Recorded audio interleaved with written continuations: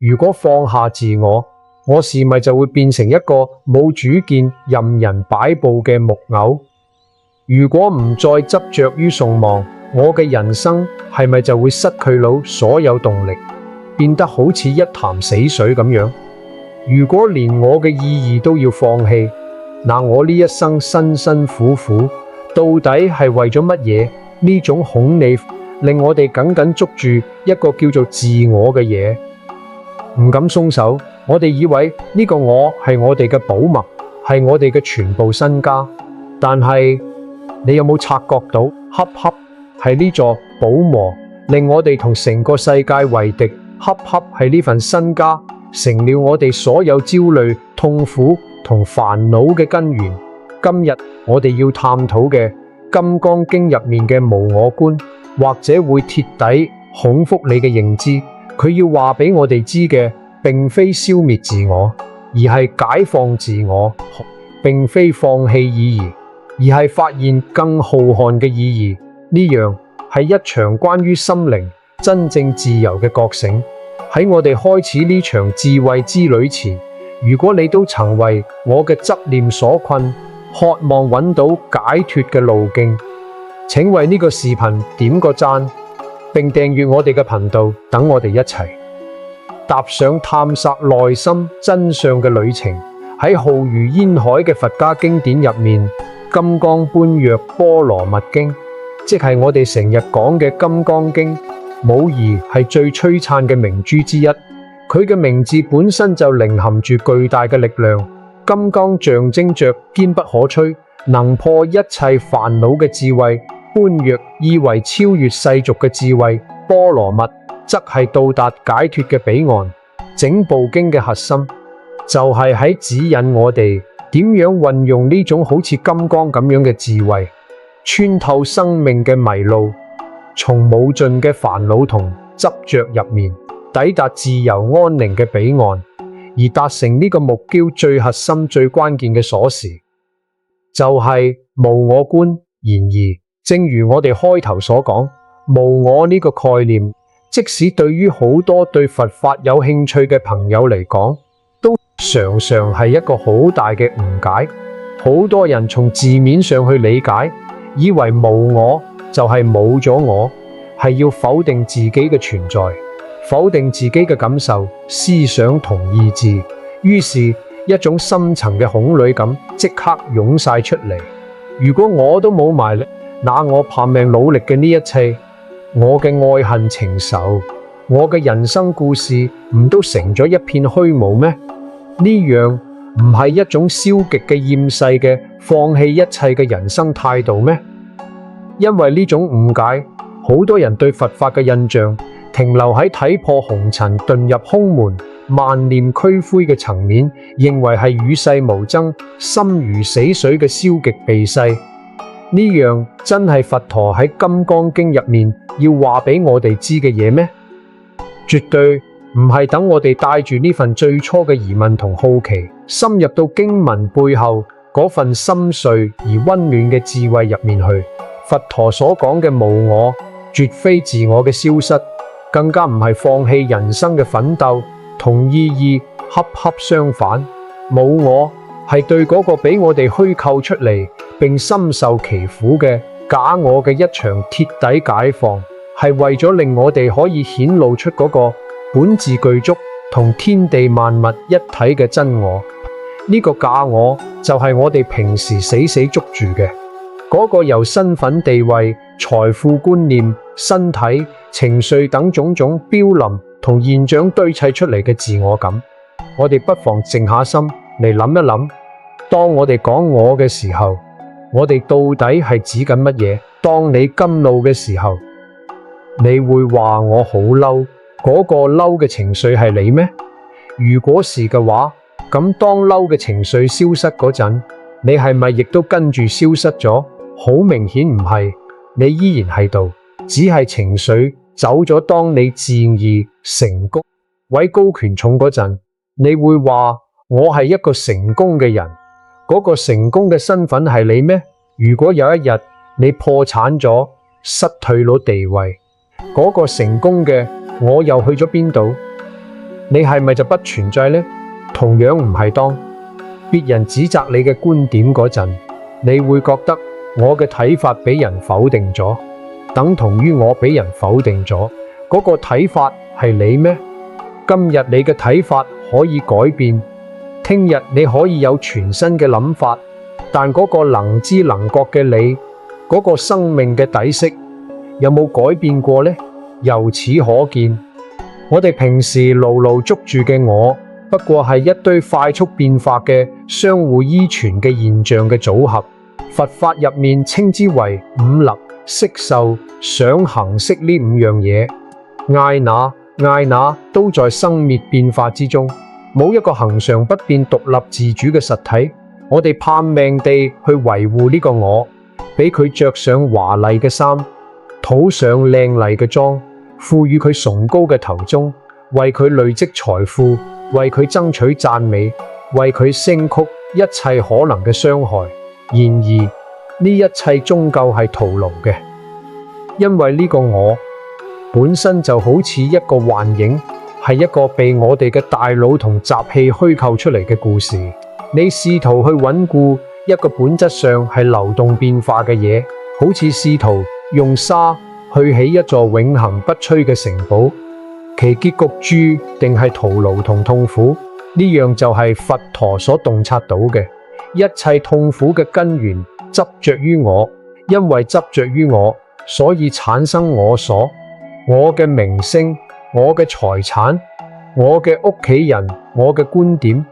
一旦呢個我同我所受到挑戰或威脅、痛苦、焦慮、萬怒、恐懼、嫉妒，就會好似潮水咁湧晒過嚟。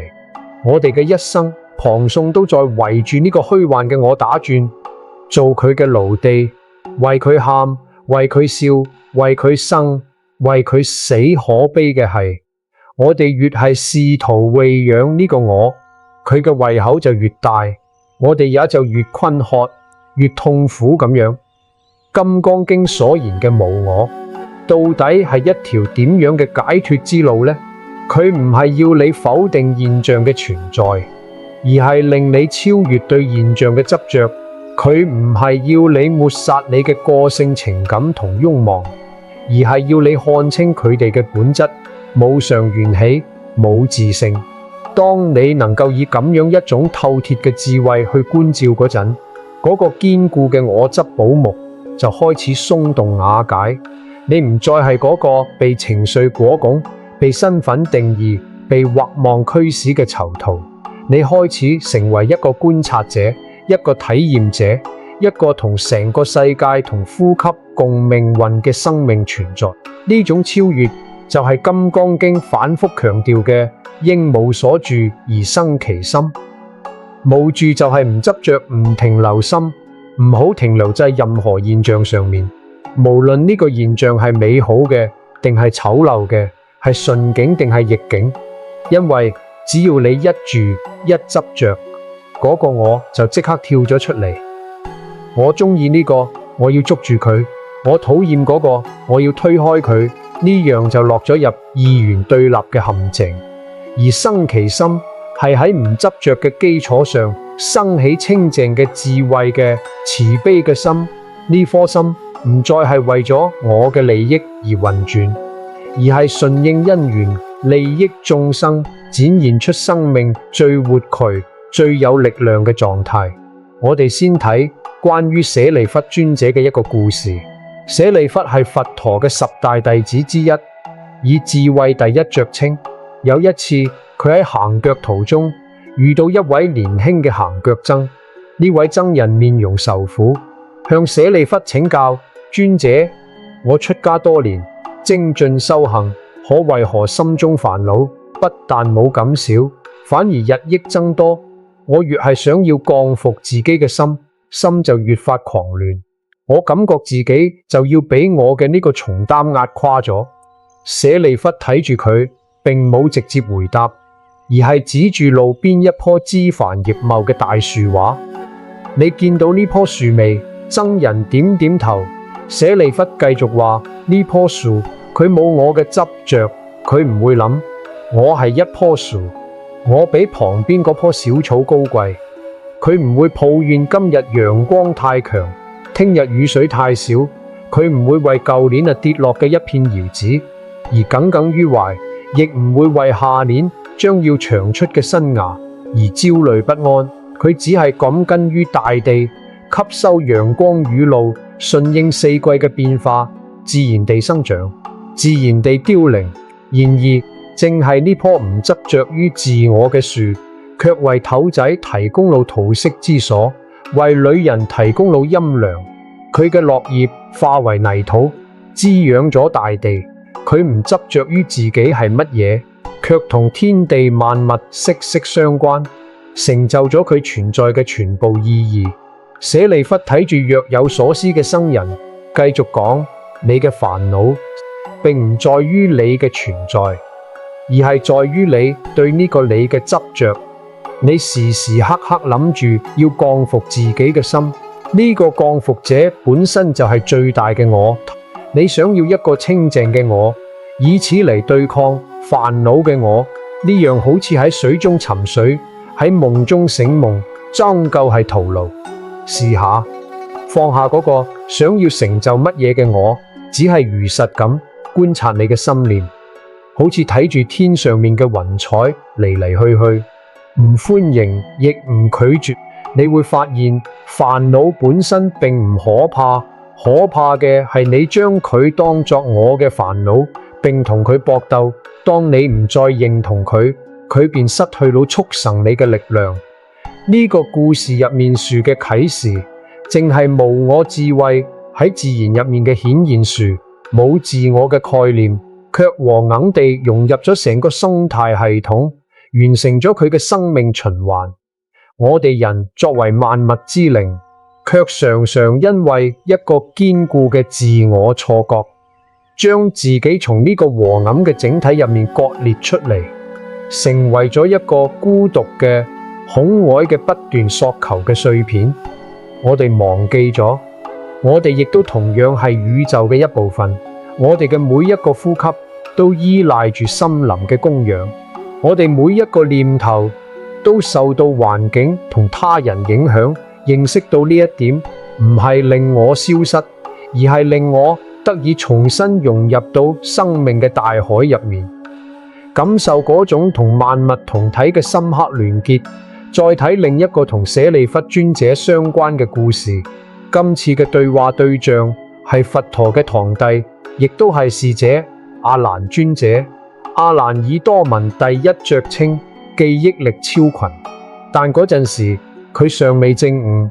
有一次，阿難睇到舍利弗尊者被一位國王及民眾恭敬地供養，心中不免生起一絲羨慕同比較。佢對舍利弗講：尊者，另睇嗰位國王，佢擁有無上嘅財富同權力，卻能如此心卑地供養您。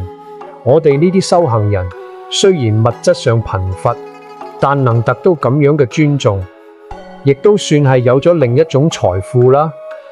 舍利弗聽咗，平靜地對阿難話：阿難，你錯咗，你睇到嘅係國王嘅財富同地位，以及隨之而嚟嘅恭敬。但如果國王執着於呢一切，佢依然係苦嘅。真正嘅解脫，從來唔在於外在擁有乜嘢，而係在於內心係咪睇透我接受佢嘅供養。但我嘅內心唔會因此而生起一絲傲慢或喜悅，因為我知道呢一切都係因緣和合，無常變化嘅國王能用財富嚟供養，係佢種下嘅善因。但如果佢因此而沾沾自喜，以為我嘅財富同地位成就咗呢份功德，那佢依然俾我所困。反之，即使佢聽日失去了皇位，淪落為乞衣，只要佢睇透咗呢一切嘅無常本質，唔再執着於我係國王或我係乞衣，佢當下就能確篤內心嘅自在。舍利弗頓咗頓，接着話：阿難，你羨慕嘅唔係智慧，而係名利換咗個形式嘅顯現。真正嘅國王係能夠統御自己內心嘅人，佢能睇穿一切身份同地位，好似舞台上面嘅戲服，穿上嗰陣，認真演繹角色脫下嗰陣，唔帶走一絲一毫嘅眷戀或遺憾，呢樣先至係真正嘅自在。執着於身份，就係俾自己套上枷鎖，無論係國王嘅枷鎖定係乞衣嘅枷鎖，本質都係束縛。呢個故事話俾我哋知，痛苦同解脫同外在嘅物質條件、社會地位並冇直接關係。一個億萬富翁同一個街頭流浪漢，喺我執嘅層面上，痛苦嘅本質係一樣嘅。億萬富翁可能為股價嘅波動而鐵夜難眠，為一個商業決策嘅失誤而痛心疾首。流浪漢可能為一頓飽飯、一個避風嘅角落而焦慮掙扎。佢哋嘅煩惱對象不同，但煩惱嘅根源認為有一個我需要俾人維護、俾人滿足，則是完全相同嘅。反過嚟，一個真正體悟冇我智慧嘅人，無論處於何種境地，都能夠安然自得。佢可以是國王，克己奉公，利益國民；佢亦都可以係乞衣，安貧樂道，內心富足。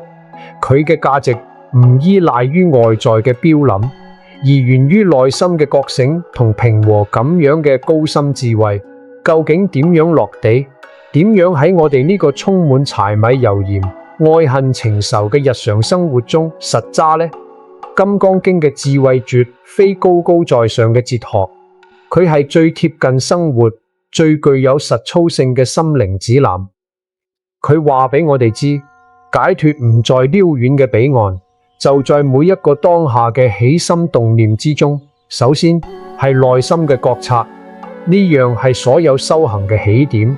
我哋之所以俾我執牢牢箍住，係因為我哋從未真正地客觀地觀察過自己嘅內心。我哋習慣咗成為情緒嘅奴隸，而唔係佢嘅主人。當焦慮嚟臨嗰陣，我哋成個身心都俾焦慮吞噬。我哋覺得我好焦慮，焦慮就係我，但無我嘅收集要求我哋退後一步，成為焦慮嘅觀察者。你可以嘅事咁樣練習。當你感到胸口發悶、腦海入面思龍萬千嗰陣，唔好急住去抗拒或逃避，只係輕輕地喺心入面同自己話，睇，一種叫做焦慮嘅情緒升咗上嚟。佢嘅感覺係咁樣嘅，佢有佢嘅能量，佢喺我嘅身體入面流動。你就好似一個科學家喺實驗室入面觀察一個現象咁樣，唔帶評判，唔帶好惡。你會發現，當你僅僅係觀察佢，而唔將佢標記為我嘅嗰陣，呢種情緒嘅能量會自然地去來，佢無法真正困住你。因為佢唔係永恆嘅，佢只係一個過客。同樣，當快樂同喜悅來臨嗰陣，亦都係咁樣觀察，唔去探戀，唔去執着。我要永遠擁有呢種快樂。明白咗情緒嘅無我同無常本質，我哋就能從情緒嘅暴風驟雨入面揾到嗰個如如不動嘅寧靜中心。其次係對他人嘅包容。我哋嘅人際關係往往係我執最激烈嘅戰場。你傷害咗我嘅感情，你忽視咗我嘅感受，你嘅觀點同我嘅觀點唔一樣，所以你係錯嘅。你令我冇面子。所有呢啲衝突，哪一個唔係圍住嗰個細細個嘅我喺度打轉？我哋執着於自己嘅觀點，因為我哋將佢當成咗我嘅延伸。我哋執着於別人對我哋嘅睇法，因為嗰樣關乎我嘅形象。實揸冇我，就係要喺同人交往嗰陣，做事放下呢個堅固嘅自我立場，試下去傾聽，唔係帶住我要如何反作你嘅心態去聽，而係帶住一種好奇心去聽對方點解會咁講。佢經歷咗我所唔知道嘅乜嘢，先至形成咗咁樣嘅睇法。佢亦都同我一樣，係一個喺無常中流轉，渴望俾人理解、俾人尊重嘅生命。佢唔係為咗嚟挑戰我而存在嘅。當你能夠暫時放下自己嘅劇本，走進對方嘅劇本嗰陣，你會發現好多對立同衝突，其實源於深深嘅誤解包容，唔係一種居高臨下嘅因子，而係當你從冇我嘅視角睇到所有生命同體共生嗰陣，自然而然生發出嚟嘅一種悲能同理解。你唔再覺得別人係地獄，而係睇到彼此相互依存、共同成長嘅可能。第三係釋放壓力同焦慮。現代人嘅壓力好大程度上來源於對自我價值嘅迷思。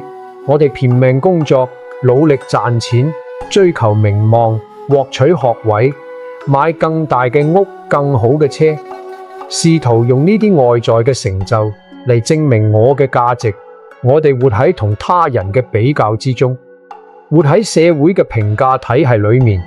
一旦呢啲外在嘅嘢有任何風吹草動，我哋嘅自我價值感就隨之崩塌，焦慮同壓力便隨之而嚟。呢樣係典型嘅將蝦牛嘅殼視為自己嘅家。我哋誤以為嗰層外在嘅包裹就係我哋嘅本質。金剛經嘅冇我觀係對呢一套思維模式嘅釜底抽薪。佢話俾你知，你嘅價值並唔取決於你做咗乜嘢，擁有乜嘢，別人如何睇你。你嘅價值在於你本身就係生命之海嘅一朵浪花，你嘅存在本身就係一種奇蹟。當你放下我必須成為一個點樣嘅人嘅執着，接受自己當下嘅不完美，你會發現嗰條緊盟嘅弦一下子鬆咗開嚟。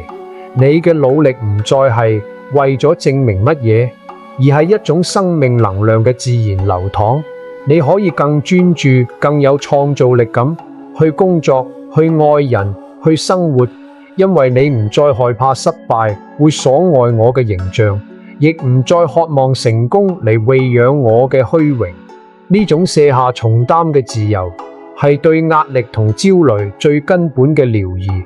第四係借助冥想同口修。冥想同口修並非係某種宗教儀式，佢係一種訓練心靈嘅科學方法。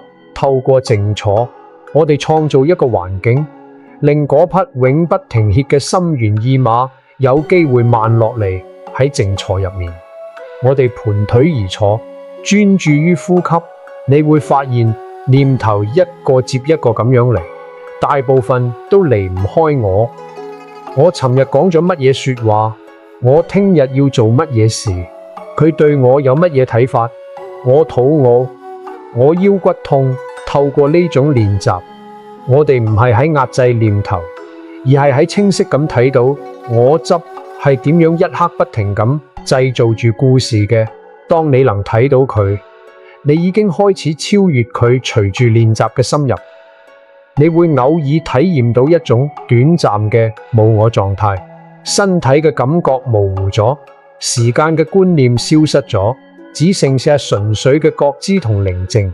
喺嗰片刻，你會感受到一種難以言喻嘅自由同解脫，一種同宇宙融為一體嘅和諧感。呢種體驗會俾你信心，令你明白無我並非虛無，而係另一種更宏大、更安寧嘅存在狀態。佢唔係失去咗乜嘢，而係得到咗成個天空。第五，亦都係最重要嘅一點，係更好咁履行我哋嘅責任。好多人擔心冇我會唔會令我哋變得消極、逃避現實、唔孝順父母、唔盡社會責任。恰恰相反，一個真正睇唔冇我嘅人，會係一個更有責任感、更有擔當、更有愛嘅人。點解？因為自私，正係因為我執太強，所有自私嘅行為，貪污腐敗、損人利己、冷漠無情，無一唔係出於我要得到更多好處，我嘅利益最重要嘅動機，而冇我恰恰係去除咗呢個自私嘅核心。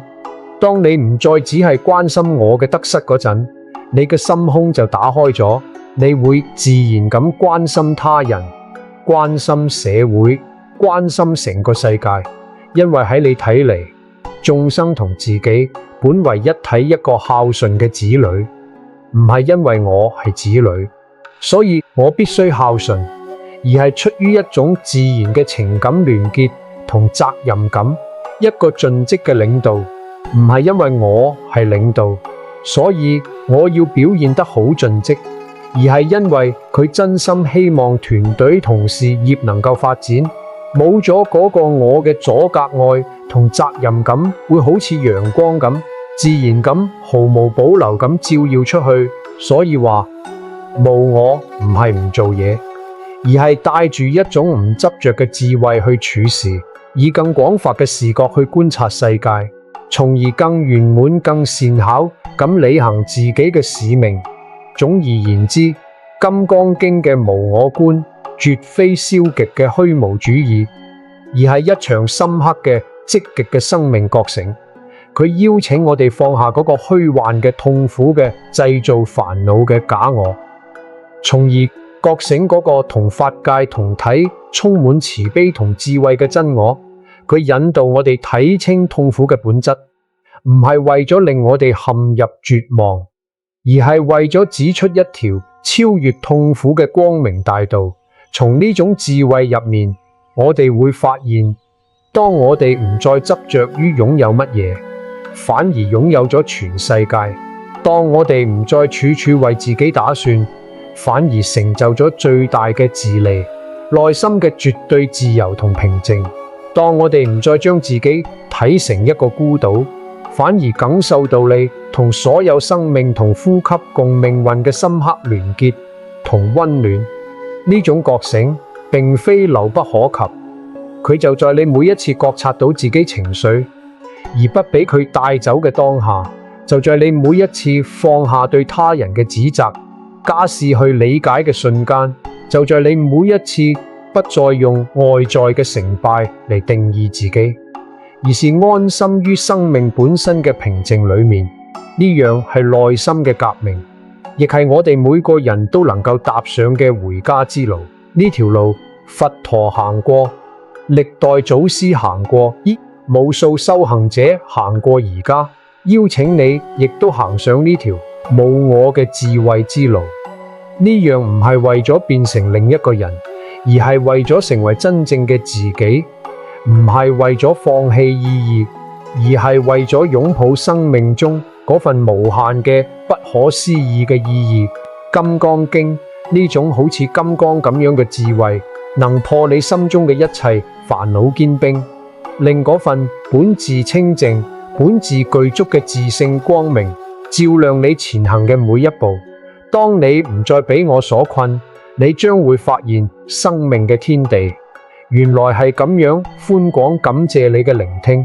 如果今日嘅分享觸動咗你內心嘅一絲共鳴，請唔好忘記點讚、訂閱，並喺評論區留下你嘅感悟或疑問。等我哋一齊喺呢片智慧嘅海洋入面互相扶持，共同成長。願眾生皆能離苦得樂，確得究竟嘅解脫同自在。